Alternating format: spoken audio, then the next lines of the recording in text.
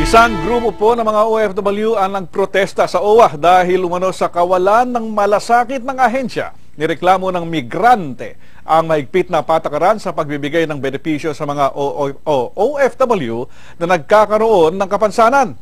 Yan po ang Balitang Global ni Atom Araulio.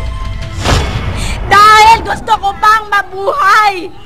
Gusto kong magpagamot! Damang-dama ang inis at galit sa boses ni Gina nang magtalumpati sa tanggapan ng OWA.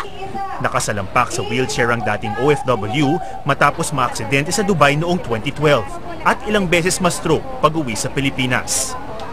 Inoperahan ang kanyang pagtog at kailangan magpatingin sa doktor linggo-linggo. Humiling siya ng Permanent Total Disability Benefit sa OWA pero hindi ito napagbigyan. Kung gusto tuusin yung ibibigay nyo sa disability, barya pa lang. Barya! Sa nagagastos ko, 4 na taon na ako halos ganito. Nakatanggap naman ng 25,000 pesos si Gina bilang Partial Permanent Disability Benefit. Pero kulang na kulang daw ito sa dami ng kanilang gastos, lalo't asawa na lang niya ang nagtatrabaho bilang tricycle driver. Para sa grupong Migrante International, kailangan ng mas malaking suporta para sa mga OFW na nagkakasakit o naaaksidente sa trabaho. Bakit napakakunat namang ibigay ng OWA yung mga hinihingi?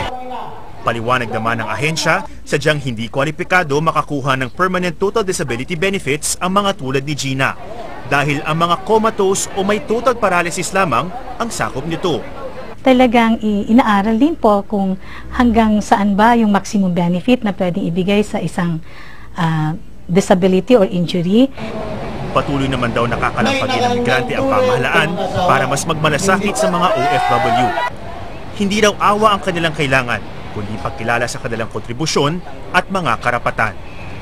Atom Araulio, ABS-CBN News.